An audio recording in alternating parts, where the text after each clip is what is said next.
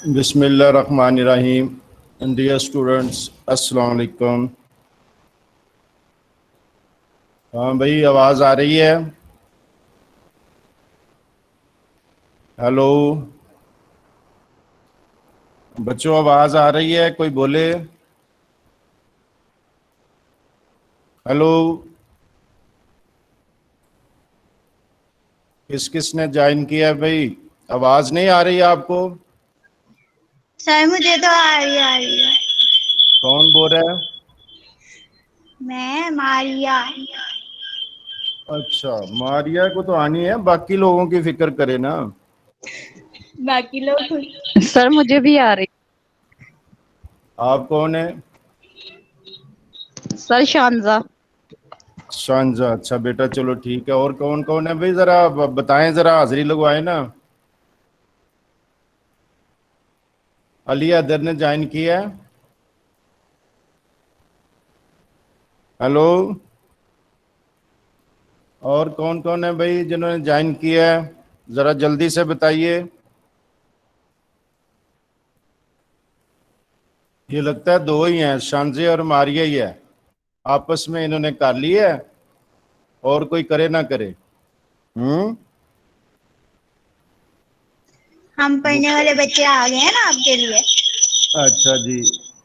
अच्छा, हसाना ने ज्वाइन किया भाई? नहीं किया, आवाज नहीं आ रही। और भाई किस कौन कौन सा बेटा, जरा नाम बुलाओ ना, किस किस ने क्लिक किया था?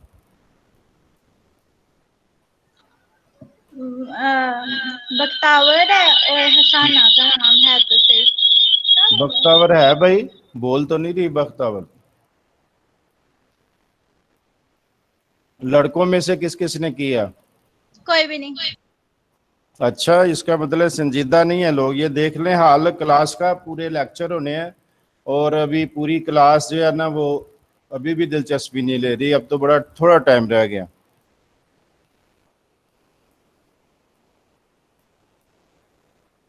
हाँ जी, ग्रुप में और कौन से बच्चे रह गए हैं, जरा जल्दी से दोबारा मैसेज करके देख लें।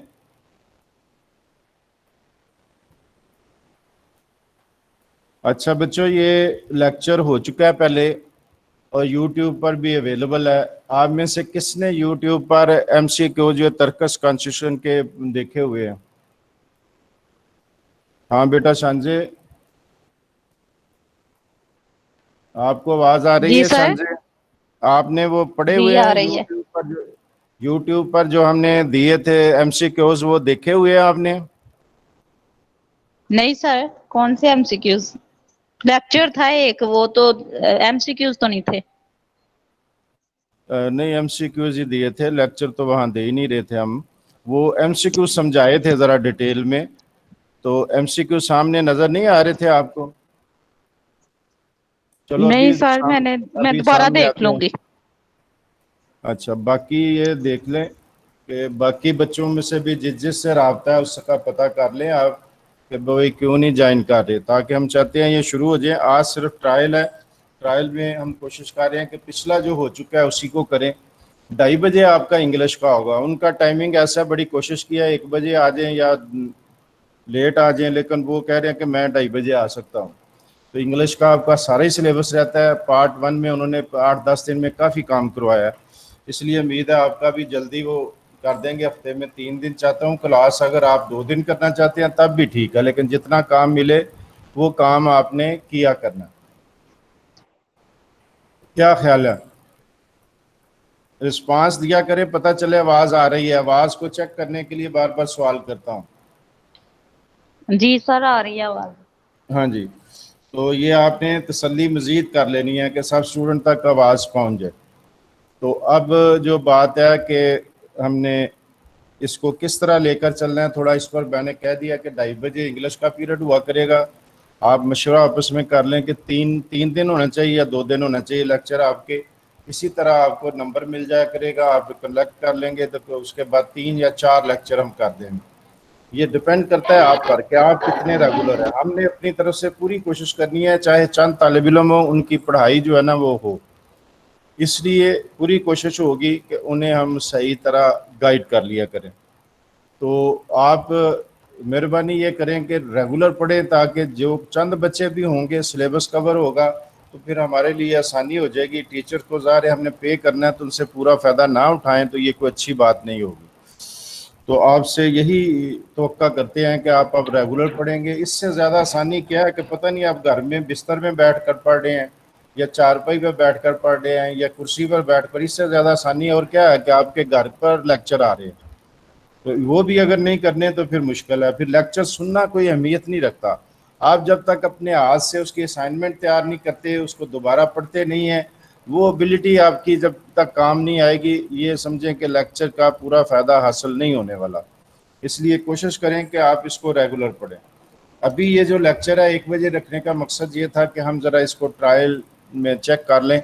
बाकी टाइमिंग आपके साथ हो गए, लेकिन एक मजबूरी बरहल रहेगी कि 2:30 बजे इंग्लिश का पीरियड होना है, वो आपने उसी वक्त तक किया करना है। बाकी टाइमिंग आप कहेंगे तो लेट कर लेंगे, 3:30 बजे से शुरू कर लेंगे। बाकी आप कहेंगे तो 1 बजे से शुरू कर लेंगे।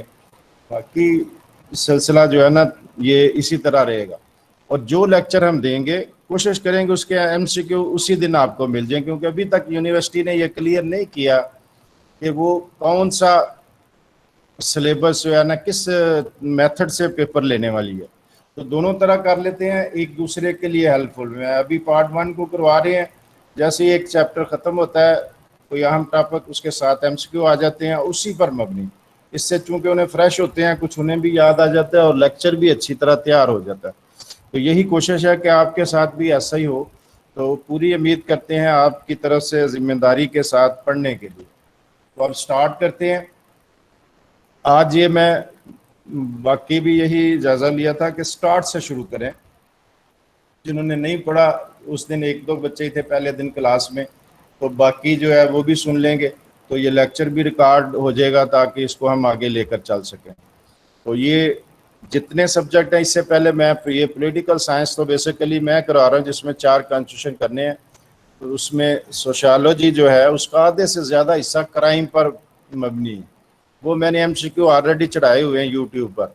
जिन्होंने अभी तक वहाँ से नहीं लिए वो वहाँ से चेक कर लें। उससे रिलेटेड जो सवाल हैं वो भी इंशाल्लाह करवाएंगे आपको, ताकि वो टॉपिक आपका क्लियर हो जाए। मेरे हिसाब से सोशियोलॉजी का 50% जो क्राइम वाले हिस्से पर मबनी है, तो वो भी आपको करवाना है। उसके अलावा आपका जो बाकी सब्जेक्ट हैं उनको भी इसी तरह हमने साथ लेकर चलना है। कोई कमी नहीं चाहते कि कोई ऐसी कमी रह जाए कि आप कहें जी पढ़ाई में कोई कमी है। बच्चे कम हो ज़्यादा हो इससे की कोई अहमियत नहीं। अहमियत इस बात की है कि वो अच्छी तरह तैयार हो और इम्तिहान के लिए उनके पास तो तमाम जो नॉलेज होना चाहिए वो है। तो अब शुरू करते हैं। पहला आइडियोलॉजी ऑफ तुर्की, ये हमारा पहला टॉपिक है और इस पर हमने दिए थे ये एमसीक्यू ऑलरेडी यूट्यूब पर अवेलेबल है। इसी को मैंने समझाया था, यही उधर बयान किए थे, क्योंकि वहाँ हमारी पहली कोशिश थी। उस वक्त ये पता ही नहीं था, वो तो कह रहे थे ऑनलाइन होना है, इसलिए सिर्फ एमसीक्यू दे रहे थे, समझाने वाला काम नहीं कर रहे थे। तो ये काम अब साथ साथ इस तरह भी हो सकता है कि क्लास में दोबारा डिटेल के साथ आपसे कर लें ताकि सारी बातें आपके जहन में आती जाए। तो ये कॉन्स्टिट्यूशन जो है तुर्की का, उसके बारे में एमसीक्यू में से पहला आपके सामने आ गया है। तो ये कौन पढ़ेगा, कोई रीडिंग करेगा? बेटा शांजे आप रीडिंग करें इसकी।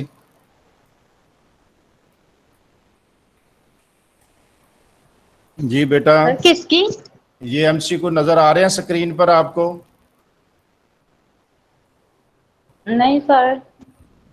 कैसे नहीं नजर आ रहा? सामने मैं स्क्रीन पर लेकर आया हूँ अभी। मुझे तो सब बस आप नजर आ रहे हैं और कुछ भी इसमें नजर आ ना रहा। शानदार पीपल के अंदर ना 3 नाम लिखे हुए हैं कॉलेज के, उनमें से एक के ऊपर क्लिक करोगी तो स्लाइड शो होंगी।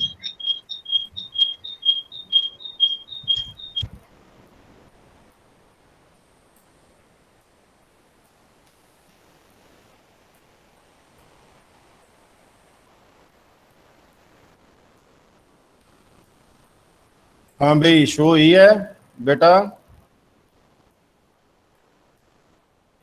जी बेटा शो ही है स्लाइड।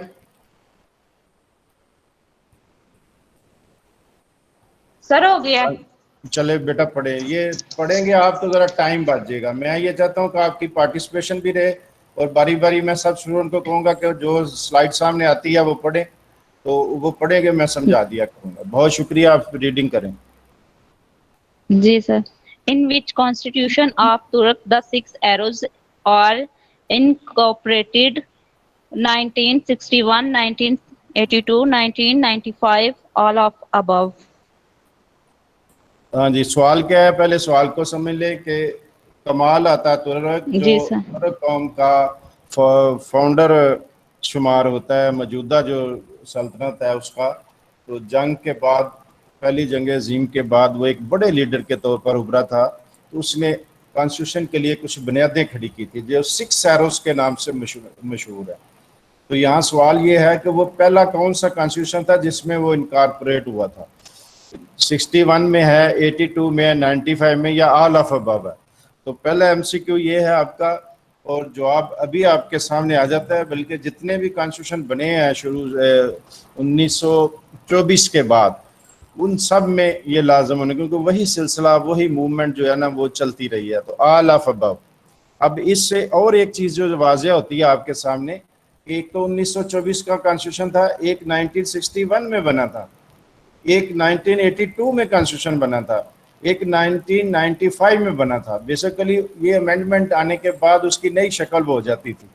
तो ये आप आपके सामने हिस्ट्री का अगर पहलू आपके सामने आए तो आपके सामने 4 डेटें ऐसी जेहन में आनी चाहिए आपके, इन दिनों में ये कॉन्स्टिट्यूशन बने थे। एक 1924 का, एक 1961 का, एक 1982 का, एक 95 का। तो यहाँ जो सवाल है वो ये है कि 6 एरो किस में इनकॉर्पोरेट किए गए थे। तो इन तीनों में किए गए थे, क्योंकि जा रहे वो दौर वही चल रहा था। कमाल अतातुर्क का अरूज था, उसकी पार्टी का अरूज था, उसके मानने वालों फॉलोअर का अरूज था। तो वो हर कॉन्स्टिट्यूशन जो बनता था वो उन्हीं 6 एरो के इर्द गिर्द घूमता था। जैसे हमारे मुल्क में ऑब्जेक्टिव रेवोल्यूशन जो है बड़ी अहमियत की हामिल है और हर कॉन्स्टिट्यूशन में शामिल रही है, इसी तरह वहाँ 6 एरो जो है ना वो चलते रहे। तो ऑल ऑफ अबव इसका जवाब हो गया। ये पहला एमसीक्यू है, दूसरा आ गया, ये भी आप पढ़ें भाई। जी बेटा। सर ये भी मैं पढ़ूंगी? आप भी पढ़ लें, आपको नजर आ रही है स्लाइड, बाकी तो ऐसे गुम हो गए हैं जैसे है ही नहीं। जी पढ़ लें। 6 arrow means 6 salient features of constitution, 6 pillars of grand national assembly, 6 principle of sir ये क्या है? अतातुर्क। अतातुर्क उसका नाम था, जिसका मतलब था बाबा कौम। जी। अतातुर्क पूरा नाम। जी। अब ये क्या है 6 एरो, जब बार बार हम जिक्र करते हैं तुर्क के कॉन्स्टिट्यूशन में, उसमें ये 6 एरो में कौन से लोग, कौन सी खसूसियात हैं, वो साइलेंट फीचर हैं कॉन्स्टिट्यूशन की, 6 pillar of grand national assembly हैं, 6 प्रिंसिपल्स ऑफ अतातुर्क है। सबसे पहले उनका स्टेटस क्या है कि वो अतातुर्क के बुनियादी असूल हैं। जब वो पहले बन गए थे, फिर वो बाद में साइलेंट फीचर में आया थे, वो कॉन्स्टिट्यूशन के प्रियम्बल में रख दिया गया था उन्हें। तो उसके बाद बाकी उनकी अहमियत बनती है। तो ग्रैंड नेशनल असेंबली के 6 पिलर में वो शुमार ही नहीं होता। तो फीचर में ये बात आ सकती है कि हम ये कह सकते हैं कि 6 एरो जो थे उनको मद्देनजर रख के कॉन्स्टिट्यूशन बनाया गया था, उनको तकमील तक पहुंचाने के लिए बनाया गया। लेकिन बुनियादी उसकी अहमियत क्या है कि अतातुर्क के बुनियादी असूल, वो 6 प्रिंसिपल ऑफ अतातुर्क कहलाएंगे। बुनियादी लफ्ज ये सामने आता है हमारे। उसके बाद क्या है, अभी कोई और ऐप बोलेगा शानजा के अलावा? कौन बोलेगा? जी बेटा, कोई और मौजूद है?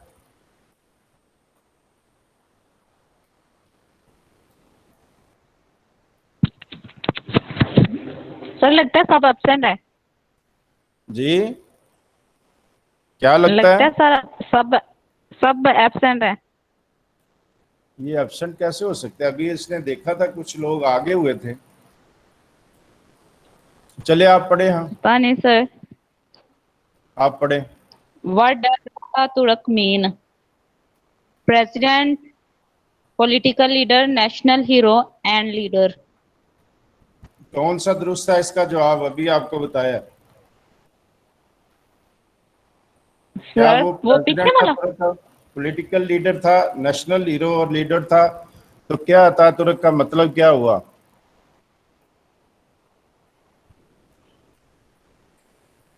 लास्ट वाला, नेशनल हीरो एंड लीडर। हाँ जी, 6 एरो इंक्लूड्स।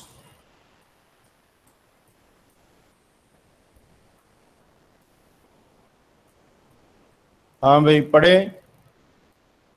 बेटा, जल्दी जल्दी पढ़ो ना ताकि जल्दी उन्हें बयान कर सके। सर किसी और को भी बोल लेना, नजर ही नहीं आ रहा कोई, ऐसे लगता है मैं ही लेक्चर ले रही हूँ अकेली। ये तो अब मुझे नहीं पता कि कौन कौन मौजूद है, लेकिन सब खामोशी इख्तियार किए हुए हैं, तो नाम भी इस वक्त मेरे सामने नहीं है। भाई कोई और मौजूद है?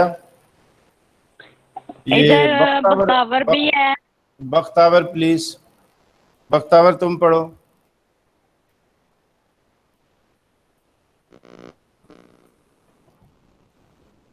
बख्तावर बेटा पढ़ो।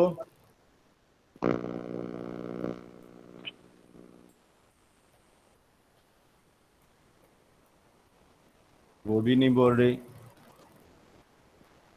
अली अदर भी नहीं है। सर अली चलिए मैं अदर, पढ़ती हूँ। 6 इंक्लूड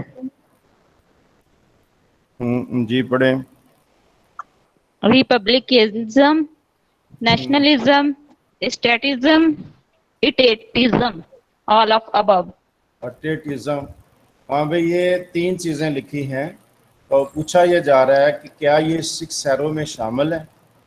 6 सैरों का जो लफ्ज़ था उसकी वजाहत का एक तरह की आने वाली है कि क्या ये 3 चीज़ें जो हैं उसके 6 सैरों में शामिल थी कि उन्होंने रियासत को रिपब्लिक स्टेट जो है करार दिया था, तो इसी वजह से रिपब्लिक से रिपब्लिकिज्म। दूसरा क्या है? नेशनलिज्म। तीसरा क्या है? अटेटिज्म। अभी वजाहत बाद में आएगी कि किसका क्या मतलब है। आल ऑफ, तो जवाब इसका है आल ऑफ अबव, कि ये तीनों 6 सैरों में शामिल है। अब नेक्स्ट पढ़ें। आल ऑफ अबव का आंसर आपने देख लिया, अब अगला पढ़ें।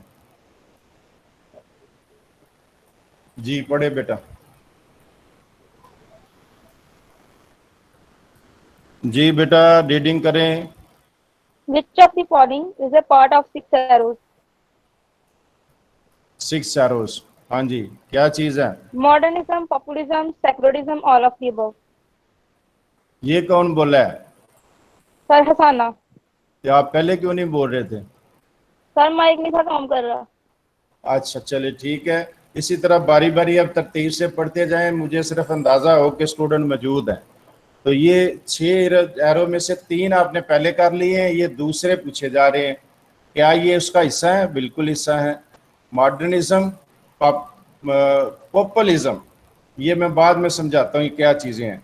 सेकुलरिज्म, ऑल ऑफ अबव, तो जवाब इसका है ऑल ऑफ अबव। तो ये आपने पहले किया हुआ था साना, उसमें से देखकर आपने यूट्यूब यस नहीं सर मैंने देखी? किया। सर मैंने किया हुआ है ये पहले। अच्छा चलो, फिर तो आपको फर जवाब देना चाहिए। ये सारे बच्चे, मैं अब जवाब भी पूछूंगा बाद से। ये मैं दोबारा रिपीट कर रहा हूँ कि क्लासें आज ट्रायल लेक्चर है, उसके बाद बकायदा हम डेली लेक्चर दिया करेंगे, उस पर MCQ भी उसी दिन हो जाया करेंगे। ठीक है। 6 एरो इंक्लूड्स, ये अभी हो गया। नहीं ये दूसरे हैं। जी बताइए इसमें क्या चीज़ें हैं? 6 arrows include modernism, industrialization, democracy and socialism. हाँ जी, क्या चीज़ शामिल है इसमें? Modernism. इंडस्ट्रियलाइजेशन नहीं है? No sir. डेमोक्रेसी नहीं है? No sir. सोशलिज्म? वो भी नहीं है। असल में आपने कहना है कि जवाब इसका क्या है। जवाब इसका है मॉडर्निज्म। बाकी चीज़ें तो ऑलरेडी जिक्र आ गया। जब मॉडर्निज्म वो कहते थे वो बेसिकली इंडस्ट्री का इनकलाब था, तो वो तो ऑलरेडी उसी लफ्ज़ में शामिल है। डेमोक्रेसी वो रिपब्लिक का जब लफ्ज़ आज उसका मतलब जमहूरियत ही होता है, तो वो ऑलरेडी शामिल था। उनके टाइटल जो था उन्होंने रिपब्लिक के नाम से दिया था, इसलिए इसी को हम शुमार करेंगे। तो सोशलिज्म वहाँ किसी ना किसी शक्ल में कारफरमा रहा है, लेकिन हम उसको यहाँ जो उसके 6 एरो में शुमार नहीं करते। बाकी चीज़ों को सिर्फ वो करते हैं जो पॉइंट उसने बनाए थे, तो वो मॉडर्निज्म है सिर्फ। जी हाँ जी, कोई तीसरा बंदा भाई? बख्तावर आप है?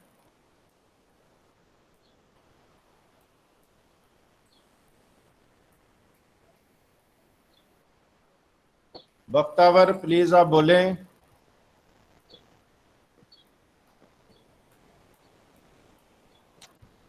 हाँ भैया, आप में से कोई पढ़ ले।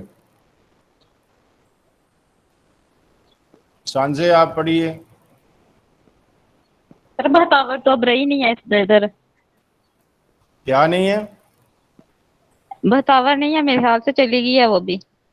अच्छा चलिए फिर आप पढ़े।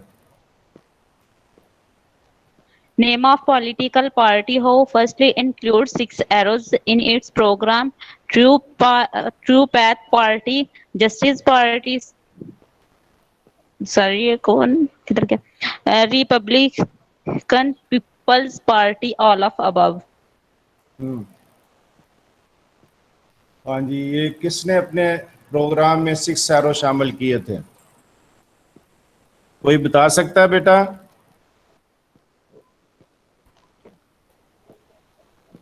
ये सब बाद की पैदावार पार्टी है। एक पार्टी शुरू से थी तो काफी अरसा वो अकेली पार्टी रही है, Republican People's Party. Republican People's Party जिसका सरबराह जो है वो अतातुर्क था। अब ये पढ़े भाई।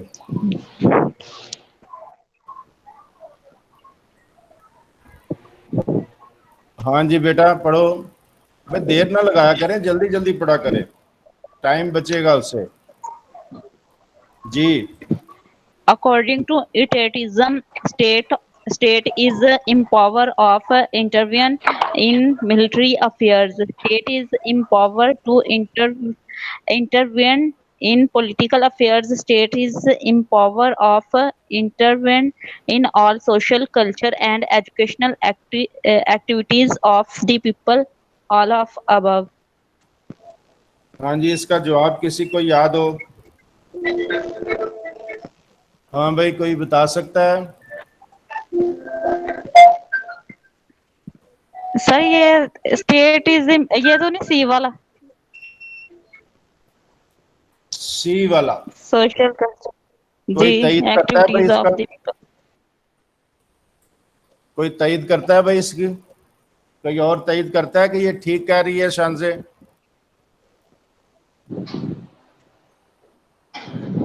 हाँ जी मैं करती हूँ। मारिया कर रही है तईद? हाँ जी जी बेटा बिल्कुल ठीक है। ये यही है एटेटिज्म का बुनियादी क्या था, उन्होंने फिलासफी रखी कि ये इंटरवीन करेगी उसके सोशल, कल्चरल और एजुकेशनल एक्टिविटीज़ में। ये मैं बाद में आपको बताता हूँ कि ये उन्होंने क्यों रखा था। कि बेसिकली जो इनकलाब था वो सल्तनत के ख़िलाफ़ था, खिलाफत जो थी उसके ख़िलाफ़ था। तो उन्होंने सारे ये पॉइंट रखे थे जो उसके असरात जो है ना पूरे माशरे से ख़त्म करने के लिए ज़रूरी चीज़ें वो समझते थे। उन्होंने तलीमी इदारों में, सोशल एक्टिविटी में और कल्चर में मुदाखलत करने के लिए एटेटिज्म का लफ्ज़ मुतारफ़ करवाया था कि रियासत ये काम कर सकती है। तो उसके लिए उन्होंने ये पॉइंट रख दिया जिसके ज़रिए फिर उसको लेकर चले और अपने कॉन्स्टिट्यूशन में बार बार ये शामिल करना। तो सी हमारा दुरुस्त है। ये अब आगे चलते हैं। अकॉर्डिंग टू सेकुलरिज्म, हाँ जी क्या है इसके बारे में, ये कौन बताएगा? पढ़ें भाई, रीडिंग करें। दूसरा जी आप पढ़ें भाई, कौन बोला है? हाँ जी जी बेटा पढ़ें, जी आवाज अभी आई थी, बोले जरा। According to secularism, religion has no concern in its state affairs. State has no interference in religion matter. State has no interference, care, religion, feelings, all of the above. जी कौन सा दुरुस्त है? State has no concern in religion affairs. Secularism, secular का लफ्जी मतलब क्या है? Secularism का लफ्जी है गैर मजहबी। रियासत जो है दखल नहीं देती, किन चीज़ों में नहीं देती, ये आपके सामने सारी चीज़ें आ गई। ये सारी चीज़ें उसी से related. Religious has no concern in state affair, रियासत के मामलात में मजहब मुदाखलत नहीं करेगा। State has no interfere in religious matter, और रियासत मजहब के मामलों में दखल नहीं देगी। State has no interfere in sacred religious feeling, तो रियासत जो है मजहबी जज्बात के साथ कोई उसका तल्लक वास्ता नहीं होगा। तो जवाब इसका दुरुस्त है, ऑल ऑफ अबव। सेकुलरिज्म में यही बात थी और यही बात उन्होंने शामिल की, ना मजहब रियासत के कामों में दखल दे, ना रियासत मजहब के कामों में दखल दे, ना मजहब रियासत के कामों में। जबकि वहाँ तुर्की में जो खिलाफत थी वो तो थी एक मजहबी कॉन्सेप्ट, वो इस्लामिक के कॉन्स्टिट्यूशन है, अगरचे वो तुर्की का बहुत दूर का तल्लक लगता है अरब से, और बाद में लेकिन सियासी तौर पर जब वो बहुत ज़्यादा ताकतवर हो गए तो खिलाफत भी उनके पास चलेगी। तो खिलाफत और उसमें ये इसी बहस में नहीं पड़ते कि वो अपने म्यार पर पूरी उतरी या नहीं उतरी। हमारा इस वक्त कंसर्न है सिर्फ वो जो वाक़यात बीत चुके हैं और जो कॉन्स्टिट्यूशन से रिलेटेड है, इसलिए हम उसी पर साथ करेंगे कि ये बेसिकली ये था कि अब उस अदारों में से और तमाम मकामों में से मज़हब को बेदखल कर दिया जाए। तो इस सेकुलरिज्म के नारे के तहत तुर्की में सेकुलरिज्म का फ़ायदा ये उठाकर कि मज़हब को रियासत के मामलात से बिल्कुल अलहदा कर दिया गया। ऑल ऑफ अबव दुरुस्त है ये। ठीक, क्वेश्चन नंबर 10 पढ़ो बेटा।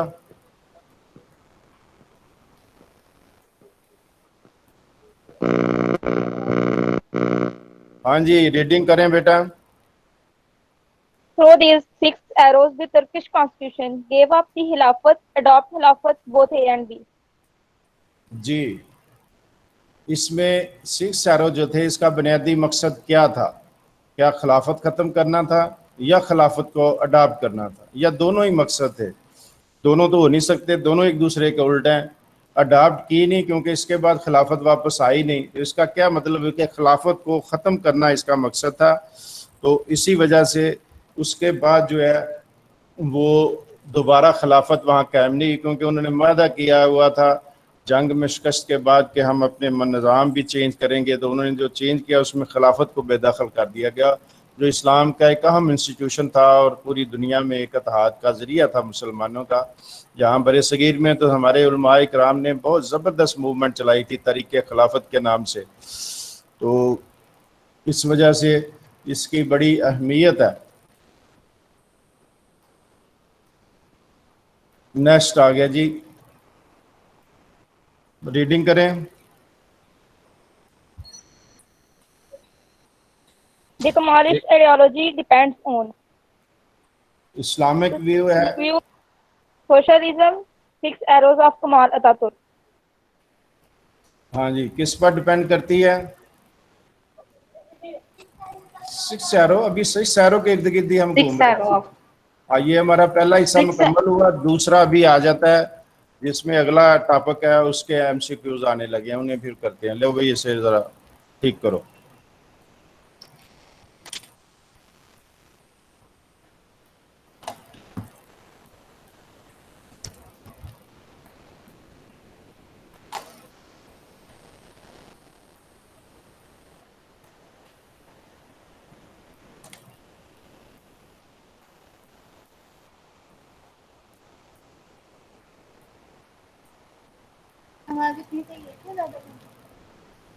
पता नहीं कितनी है आवाज़, अब बोलेगा तो फिर है ना पता चलेगा।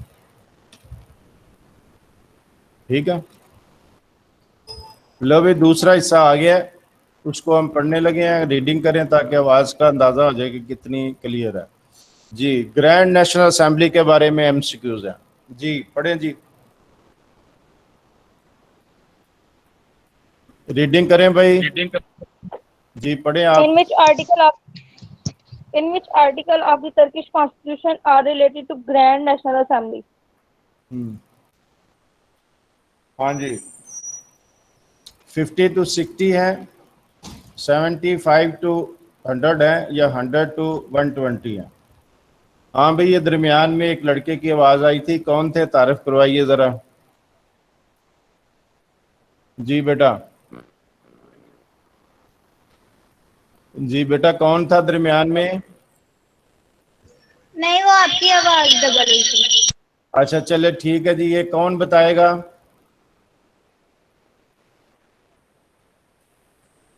जी बेटा किसके बारे में बताएं कि which article of Turkish constitution are related to Grand national Assembly? National Assembly के बारे में कौन से आर्टिकल है, कौन से आर्टिकल डील करते हैं? ये ऑलरेडी पहले दिया हुआ था। बी वाला शायद। सी वाला शायद। बी वाला है, 75 से 100, आर्टिकल 75 से 100 तक उन्होंने इस बारे में रखे हुए। ठीक है, किस बारे में है ये? ग्रैंड नेशनल असेंबली के बारे में। जी क्वेश्चन नंबर 2, शानजे बेटा आप पढ़िए जरा, जल्दी जल्दी, टाइम नहीं वेस्ट करना, जल्दी जल्दी पढ़ना।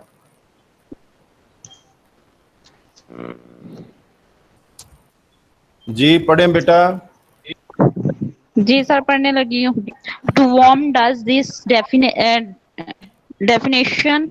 एक minute belongs the body having primary power to make written law? Sir ये ऑप्शन खुद ही पढ़ ले, मुझे नहीं। Black dictionary, Oxford dictionary. Jeremy Bentham की है ये डेफिनेशन, ब्लैक्स डिक्शनरी है, ऑक्सफोर्ड डिक्शनरी है। ये the body having primary power to make written law. जी कौन बोल रहा है? जी जवाब ऑक्सफोर्ड डिक्शनरी ने ये डेफिनेशन की है कि इसका ये मतलब होता है कि ये डेफिनेशन बिलोंग करती है ऑक्सफोर्ड डिक्शनरी से, और इसका मतलब क्या है? The body having primary power to make written law. तो ये जो कॉन्स्टिट्यूशन के बारे में है उसके बारे में बताया जा रहा है। तो आगे पढ़िए जी, पढ़े कोई बच्चा? Which statement is legislation means authority who makes or set law? The term legislation is used to include all the authorities of lawmaking. Every expression of the legislature with some is directed to the lawmaking or not. All of the above. हाँ जी, जवाब कौन सा है? कोई जवाब देगा इसका?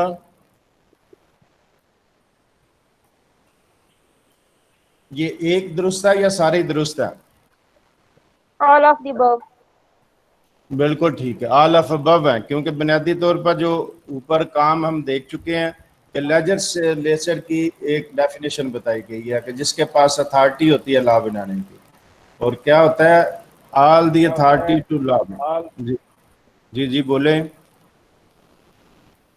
बोले भाई कुछ जो बोल रहा था, all the authority of law making. तो तीसरा आ गया every expression of the legislature with some is directed to law making और नॉट। तो ये सारी चीजें आर ऑफ लॉ आपके आंसर में मौजूद है। और उसके बाद क्वेश्चन नंबर 4 जी रीडिंग करें बेटा। As its basis in legislature are called as statute law, enacted law, written law, all of these.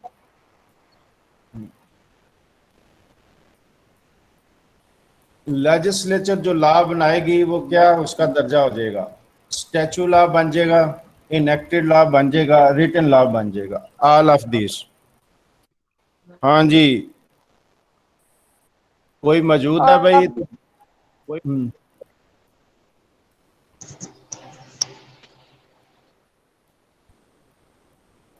हाँ जी, क्या जवाब दिया आपने? समझ नहीं आई। Sir, all of these. Sir, all of these. All of these होगा, बिल्कुल ठीक है। जो लॉ बन जाता है वो मुल्क के स्टैचू का हिस्सा बन जाता है। इनेक्टेड लॉ होता ही वो है जो पास हो जाए असेंबली से। रिटन लॉ ज़ाहिर है रिटन शक्ल में पास होगा, जुबानी तो नहीं पास होगा। ऑल ऑफ अबव ठीक है। How many deputies of grand national assembly in Turkey? 400, 450, 550। हाँ भाई कौन बताएगा? जी हाँ बेटा, कितना कितना बताया आपने?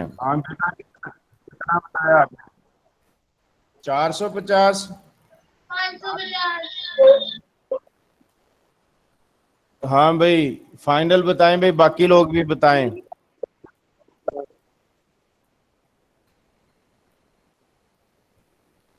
सर 400। जी, और कोई ट्राई करे? ये तादाद सालों से तय है, इसलिए इसे बदल नहीं सकती। ये 550 है। ठीक है, अब नेक्स्ट पढ़े।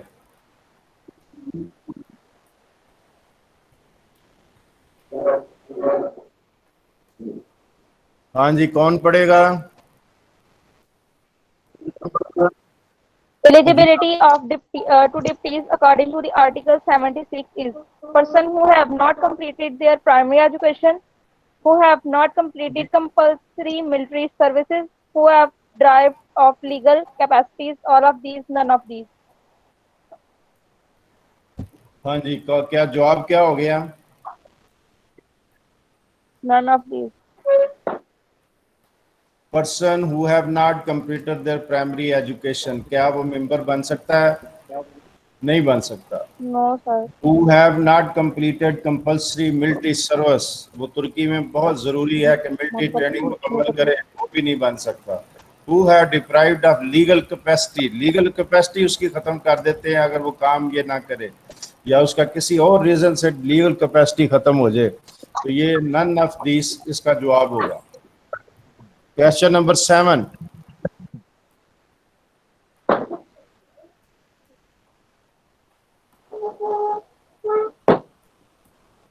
जी, रीडिंग करें बेटा।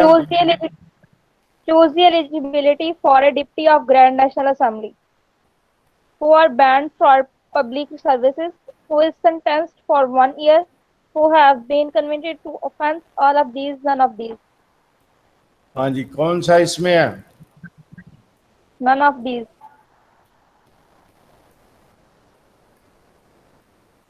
एलिजिबिलिटी आपने करनी है। जो पब्लिक सर्विस के लिए नाअहल हो जाए, क्या वो एलिजिबल है इलेक्ट होने के लिए? None of these होगा ना। Who is sentence for 1 year, जिसे 1 साल सजा हो चुके, वो भी नहीं हो सकेगा। Who have been convicted for offences, किसी जुर्म में सजा हो चुकी हो, तो कोई भी उसकी ऐसी चीज नहीं है जिसके जरिए उसे के लिए मुंतहब हो सकता है, इसलिए ये एलिजिबिलिटी के फैक्टर नहीं है। जी, ये पढ़े। Election term of the Grand National Assembly is 5 year, 4 year, 3 years. कितने साल के लिए बनती है? 5 year. नॉर्मली हर मुल्क में 5 साल बनती है, लेकिन बाज़ मुल्कों में नहीं बनती। मसलन अमेरिका में नहीं बनती, वहाँ 4 साल के लिए होता है सेनेट वगैरह। तो इसमें क्या, तुर्की में क्या? हाँ भाई, कोई बोल रहा है दरमियान में, लेकिन आवाज पहुंच नहीं रही हम तक। हाँ जी, बोलें तो कोशिश करें। कोई नहीं बोल रहा। सर यहाँ 4 year है। यहाँ 4 ईयर है। फिर फार्मूला तो फिर आपको जेहन में रखना चाहिए ना कि ग्रैंड नेशनल असेंबली का इलेक्शन 4 ईयर के लिए है। अमेरिका का भी 4 साल के लिए होता है, बाज़ मुल्कों में 5 साल होता है, लेकिन अभी यहाँ ही आप आगे कहीं पढ़ेंगे सदर की मुद्दत कुछ और है। तो आगे चले। करेक्ट स्टेटमेंट आपने देखनी है कौन सी है। जी पढ़े, कौन पढ़ने लगा था?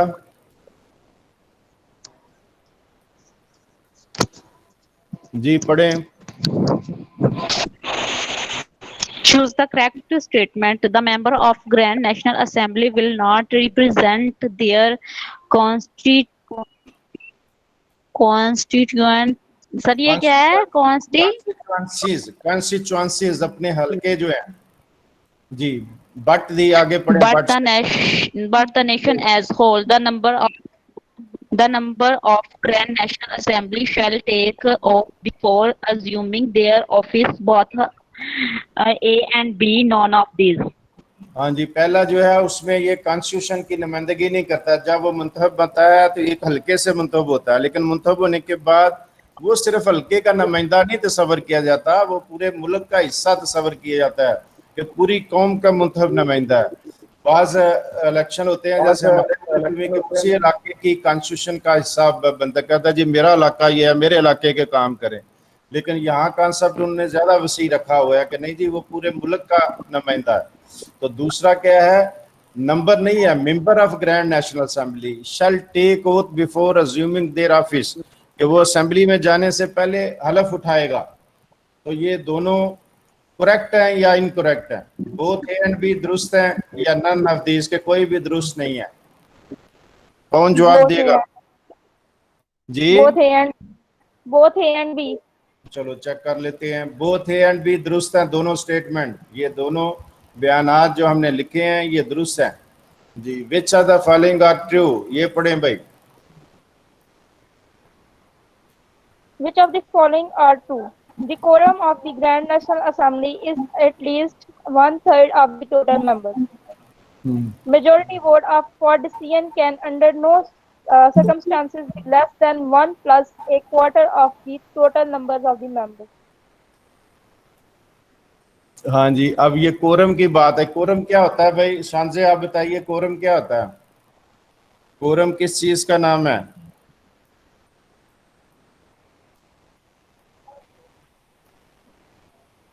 कोरम किस चीज का नाम है भाई? सर कौन सा? कोरम, कोरम क्या होता है उसकी वजाहत की जा रही है ना। तो कोरम का पता होगा आपको, तो फिर ही आप बता सकेंगे ना। हाँ भाई आप बताएं भाई, दूसरा क्या है? What is meant by quorum? Sir जी सर आप बता दें, नहीं पता। मैं तो बताना ही है। चलो मैं चाह रहा हूँ बाकी स्टूडेंट भी ट्राई करें। किसी और को आता है भाई? सर कोरम एक इजलास को बोलते हैं जो एक टाइम में होता है। नहीं, बिल्कुल रॉन्ग। Minimum strength. हाँ ये ठीक है। Minimum strength of the house एक तय किया जाता है। कौमी असम्बली जब बनती है तो तय कर देते हैं कि कौमी असम्बली इजलास करेगी तो कितने कम से कम मेंबर होंगे तो इजलास जारी रह सकता है।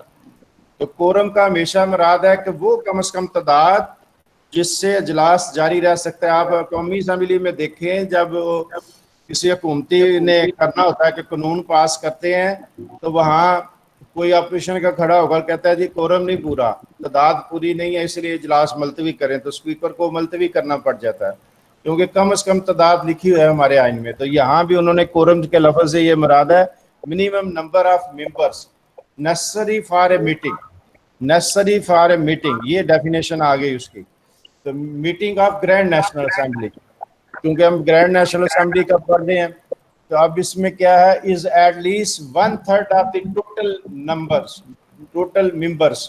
अगर इस हाउस के अभी हमने बात की 550 मेंबर हैं, इसका 1/3 हाउस में मौजूद होगा तो इजलास जारी रह सकता है। एक भी कम हो जाए और कोई निशानदेही कर दे, हो सकता है इजलास जारी रहे, स्पीकर दोबारा ना गिनती करे, लेकिन दरमियान में कोई अपोजिशन का उठकर एतराज कर दे कि जनाब ये 1/3 है ही नहीं है, तो उसका मतलब होगा कि ये इजलास जारी नहीं रह सकता। दूसरा क्या है, majority vote for decision, majority vote for decision can under no circumstances be less than 1 plus a quarter of the total members of the member of the members। Total जो मेंबर हैं उनका 1 क्वार्टर वो जो है ना मौजूद हो तो फिर कोई मेजॉरिटी वोट हो सकता है। ये दोनों स्टेटमेंट के बारे में हमने बताना है, ये दुरुस्त है, बोथ ए एंड बी दुरुस्त हैं या नन ऑफ दीज हैं। तो अभी आपका आ गया जी, क्या बोले हैं जी, दोनों दुरुस्त हैं या बोथ ए एंड बी दुरुस्त हैं जी, या कोई भी दुरुस्त नहीं है? बोथ ए एंड बी दोनों स्टेटमेंट दुरुस्त हैं। ठीक हो गया जी। अब दोबारा देख लें ताकि आपको गलती न लगे। The quorum for grand national assembly at least 1/3 of the total members, total मेंबरों का। बास का एक और इस्तेलाह बाज़ मुल्कों में इस्तेमाल की जाती है, यहाँ मैं डिटेल से इसलिए कर रहा हूँ ताकि आपको सही समझ आ जाए कि प्रेजेंट मेंबर्स, प्रेजेंट मेंबर का 1/3, ये नहीं है सवाल, ये ना समझें कि ये सवाल है कि प्रेजेंट मेंबर हाउस में अगर 400 मेंबर बैठे हैं तो उनका 1/3 या उनका 1 क्वार्टर चेक कर लें। यहाँ टोटल का लफ्ज़ है जिससे मुराद है 550 का 1/3 देखना है। अगर वो मौजूद है तो फिर वो अजलास हो सकता है। तो यहाँ बोथ ए एंड बी का लफ्ज दुरुस्त है दोनों के लिए। अगला पर चले, क्वेश्चन नंबर 11। हाँ भाई मारिया, आप पढ़े, आपने एक भी नहीं पढ़ा अभी तक। जी मारिया बेटा पढ़े। Choose whether the statement is true or not. The Grand National Assembly of Turkey have the power to enact, amend, and repeal the laws. ये क्या word है? स्क्रूटनीनाइज्ड, स्क्रूटनीनाइज होता है कि जिसको अच्छी तरह चेक करना। To Council of Ministers. True, false, irrelevant. और क्या यहाँ लिखा है ग्रैंड नेशनल असेंबली क्या कर सकते, ये उसके बारे में पूछा गया है कि ग्रैंड नेशनल असेंबली के पास क्या पावर है। क्या वो इनेक्ट होता है, कोई कानून बनाना, पास करना, अमेंड उसमें कोई तरमीम करना, रिपील, रिपील होता है उसमें से कोई खत्म कर देना चीज, उस कानून को खत्म कर देना। तो क्या पावर होती है, तो स्क्रूटिनाइज क्या होता है कि वो जो जायजा लेते हैं इस अमल का कि इसे अमेंड करना है, इसे इनेक्ट करना है, तो जो मुकम्मल तसल्ली से उसकी चेकिंग होती है उसको स्क्रूटिनाइज कहते हैं। तो काउंसिल ऑफ मिनिस्टर से कौन करता है, वो काउंसिल ऑफ मिनिस्टर करती है कि उसके तक भेजने के लिए हम ये करें कि उसको अच्छी तरह ग्रैंड नेशनल असेंबली उसका जायजा ले ले कि उसने जब लॉ पास करना है तो उसके सामने सारी चीज़ें जो है ना वाजिया हों कि ये कानून पास करना है, इसमें अमेंड करनी है या रिपील करना है। तो स्टेटमेंट दुरुस्त हुई ना फिर कि ये स्टेटमेंट हमने जो बनाई है ये दुरुस्त है कि ये सिक्योरिटी का काम वाकई काउंसिल ऑफ मिनिस्टर करती है जो ग्रैंड असेंबली ने कानून बनाना है। जी क्वेश्चन नंबर 12। हाँ जी संजय बेटा आप पढ़िए।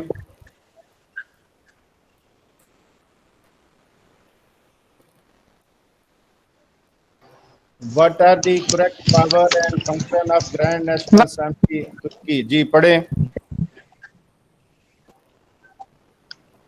Primary function of the Grand National Assembly is to enact new laws. The minister introduce the bills on the floor of Grand National Assembly. Private member may introduce private bills, all of above. ये तरीकेकार बताया गया है कि किस तरह पास होता है bill. तो primary function of the Grand national Assembly is to enact new laws, नए कानून बनाना सबसे बुनियादी काम है ग्रैंड। ये एक स्टेटमेंट है, आपने इसको करेक्ट करना है। दूसरी क्या आ गई कि minister introduce the bill on the floor of grand national assembly. अमूमी तौर पर होता है हमारे मुल्क में कि मिनिस्टर कोई बिल पेश करते हैं कि जनाब ये बिल हम लेकर आए, इसको कानून बनाना है। तो वो वहाँ भी उन्होंने यही पूछा है कि क्या मेंबर्स पेश करते हैं, इसकी आपने तस्दीक अभी करनी है। Private members may introduce private bills, private members भी कोई हक होता है कि वो कोई बिल लाना चाहें तो वो बिल पेश कर दें। तो यहाँ ये तीनों स्टेटमेंट के बारे में आपने बताना है कि ऑल ऑफ अबव जो है ये डेफिनेशन दुरुस्त है, ये स्टेटमेंट दुरुस्त है। तो कौन बताएगा? जी बेटा हेलो सर इसका ऑल ऑफ अबव है। ये सॉरी ये ऑल ऑफ अबव होगा। जी कॉन्स्टिट्यूशन अगर आपने पढ़ लिया है, बल्कि ये पहले भी चूंकि मौजूद सा अगर देखा है तो ये all of above, all of these या ऑल ऑफ अबव ये ठीक है। यही तरीक़ेकार है तुर्की में भी कि या तो वो मिनिस्टर जो है पेश करते हैं या फिर प्राइवेट मेंबर पेश करते हैं, और असेंबली का क्या काम है वो उसमें अमेंडमेंट करे, उसमें इनेक्ट करे कि कानून पास करे। ये उसका फिर तीनों स्टेटमेंट अपनी अपनी जगह दुरुस्त है। जी ये पढ़ें भाई, ये कौन पढ़ेगा? हसाना बेटा आप पढ़िए।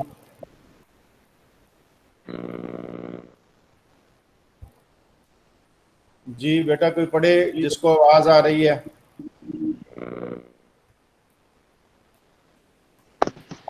Choose power and functions. चलो जी। हसाना पढ़ो। Choose power and functions. through the Council of the Ministries are not members of the Grand National Assembly that they can participate in assembly proceedings. The member of the Council of the Ministries may give answer to the members' questions. The Grand National Assembly delegates authority to Council of the Ministers, which can issue deeming the force of law. ये आप तीनों आगे statement इनके बारे में हमने करना है। पावर एंड फंक्शन जो है कौन सा दुरुस्त है, ऑल ऑफ दीज हैं या कोई भी नहीं है। तो पहला क्या है, council of minister are the members are not members of the Grand national Assembly but they can participate in assembly proceeding. जिस तरह हमारे मुल्क में पास सेंटर होते हैं, मिनिस्टर बनते हैं, तो उसके बाद उनका हक होता है वे कौमी असम्बली के इजलास में जाएं और उनके मिनिस्ट्री से मुतल्लिक़ सवाल हो तो जवाब दें। इसी तरह तुर्की में भी ये कानून है। तो जो बाज़ का मेंबर नहीं होते असेंबली के लेकिन वो मिनिस्टर बन जाते हैं, तो फिर वो जवाब देने के लिए जा सकते हैं, उसकी कार्रवाई में हिस्सा ले सकते हैं असेंबली की। तो ये ऑलरेडी मौजूद है वहाँ। दूसरा क्या है, member of the council of ministers may give questions answers to the members question. Member बार का सवाल करते हैं तो उसका जवाब क्या वो दे सकते हैं। काउंसिल ऑफ मिनिस्टर के मेंबरान यस दे सकते हैं, क्योंकि असेंबली में जाएंगे तो जवाब भी दे सकते हैं। तो सी जो है, Grand national Assembly delegates authority to council of minister which can issue degree having the force of law. ये एक अख्तियार है डिग्री जारी करने का जो काउंसिल ऑफ मिनिस्टर को मिलता है। तो कौन देती है? नेशनल असेंबली देती है कि आप इसके डिग्री जारी कर सकते हैं जिससे किसी कानून को फोर्स ऑफ लॉ मिलती है। तो वो पहले national assembly council of minister को अख्तियार देगी या काउंसिल ऑफ मिनिस्टर वो डिग्री जारी करेगी। तो ये सारी स्टेटमेंट दुरुस्त है। ऑल ऑफ दीज का जवाब जी। क्वेश्चन नंबर 14 जी पढ़े जल्दी से। Choose whether this statement is correct or not. The National Assembly, the Grand National Assembly can keep the Council of the Minister under its thumb by using the device of no confidence. जी मैंने बड़ा technical सा सवाल बनाया हुआ है। Choose whether this statement is correct और not. ये चूंकि मिलता नहीं किसी किताब में और इस तरह का सवाल करते नहीं, इसलिए मैंने बड़ी मेहनत से ये बनाया था। Assembly can keep the council of minister under his thumb by using the device of no confidence. कि no confidence minister council of minister के खिलाफ कौन पास कर सकता है? असेंबली कर सकती है। तो अगर वो कर सकती है, क्या उसको वो एक डिवाइस के तौर पर, एक इंस्ट्रूमेंट के तौर पर यूज करती है कि अगर इन्होंने हमारा पास किया कानून जो है वो आगे जारी ना किया तो हम क्या करेंगे? यस, इसका जवाब है ये स्टेटमेंट बिल्कुल ट्रू है। ये एक बिल्कुल हकीकत है कि वो ग्रैंड नेशनल असेंबली के नीचे रहेगी जो काउंसिल ऑफ मिनिस्टर्स है। उसकी रीज़न ये होती है कि अगर वो ना माने उसकी बात तो किसी भी वक्त अदम एतमाद कर सकते हैं। तो एक आला उनके पास मौजूद है जिसके ज़रिए वो उसे मजबूर कर सकते हैं। तो जवाब हमारा हो गया दुरुस्त। और क्वेश्चन नंबर 15 ये पढ़ें भाई। Which statement is true? The Council of the Ministers prepare and present the budget. The Grand National Assembly can approve the budget. The Grand National Assembly can debate the budget but cannot alter the budget. All of these. और अब जवाब क्या बनेगा? All of these. समझ ले पहले। The council of minister prepare and presented the budget. कि council of minister जो है तैयार करती है बजट और फिर वो असेंबली में पेश करती है। पहला पॉइंट तो ये हो गया। Grand national assembly can approve the budget. Grand national assembly उस बजट को पास करेगी। तो उसके बाद क्या आ गया? Grand national assembly can debate the budget but can not alter the budget. तो ये एक बहुत बड़ा अख्तियार है कि ग्रैंड नेशनल असेंबली उस पर बहस तो करती है लेकिन उसमें तब्दीली नहीं कोई ला सकती जो ग्रैंड नेशनल असेंबली ने पास किया। ये ग्रैंड नेशनल असेंबली एक बड़ी ताकत आ जाती है उसके पास। तो ये जवाब क्या है? ऑल ऑफ दीज इसका दुरुस्त होगा क्योंकि ये सारी स्टेटमेंट दुरुस्त है। तो नेक्स्ट पढ़ें। Which statement is correct? The Grand National Assembly is the most powerful in theory by practically all authorities is exercised by the President of the Republic. The will of the Council of the Ministers is superior to the will of the Grand National Assembly. The private member can't move any bill only A and B, all of these. इसमें से हमने कौन सा दुरुस्त करना है? All of these है या पहले दो ठीक है? तो दोबारा मतलब की तरफ जाएं। Is the most powerful in theory but practically all authorities excessive by the president of Republic. क्या ये बात दुरुस्त है कि बज़ाहिर तो कागजों में ये नजर आता है हमें कि एक थ्योरी के तौर पर कि वहाँ ग्रैंड नेशनल असेंबली बड़ी बाख्तियार है, लेकिन सदर सारे इख्तियारात इस्तेमाल करता है। दूसरा क्या फिक्र है? The will of the council of minister is superior to will of the Grand national Assembly. इसके बारे में भी अपनी राय देनी है कि किसकी मर्जी चलती है। काउंसिल ऑफ मिनिस्टर चाहे तो क्या वो ग्रैंड नेशनल असेंबली पर भारी पड़ सकती है? तो प्राइवेट मेंबर बिल अपना पेश कर सकता है। ये भी हमने पॉइंट किया पिछली एक एमसीक्यू में। तो तीनों के बारे में हमने बताना है कि ए और बी दुरुस्त है या सारे ही दुरुस्त हैं। तो ये ओनली ए एंड बी।